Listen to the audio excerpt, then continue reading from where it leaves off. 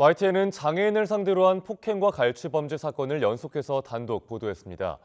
전문가들은 장애인과 같은 사회적 약자에 대한 범죄를 지금보다 더 엄벌해야 한다는 지적과 함께 피해를 최소화하도록 다양한 제도를 활용하는 방안도 고려해봐야 한다고 조언합니다. 보도에 양동훈 기자입니다.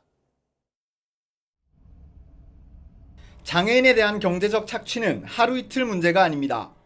지난 2022년 한 해 동안 전국 장애인 권익옹호기관에 접수된 장애인 학대 사례 중 경제적 착취는 17.4%, 273건에 달합니다. 경제적 착취는 다른 유형의 학대보다 은밀하게 이뤄지고 지속기간도 긴 경우가 많아서 드러나지 않은 피해 사례가 훨씬 더 많을 거로 추정됩니다. 피해라는 걸 인지하지 못하는 경우들이 많으시다 보니까 그게 어느 정도 진행이 되고 가족분들이나 지인들이 인지하기 전까지 그 피해가 반복적으로 발생하는 경우가 있습니다. 비슷한 범죄가 끊이지 않는 이유로는 우선 처벌 수위가 약하다는 점이 꼽힙니다.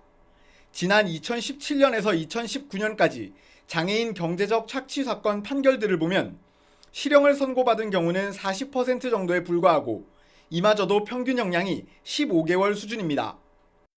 최근에도 장애인 직원의 은행 거래를 돕는 척 1억 5천여만 원을 빼돌린 사장과 장애인과 결혼할 것처럼 속여 6년 동안 5,700여만 원을 가로챈 가해자가 모두 징역형의 집행유예를 선고받기도 했습니다.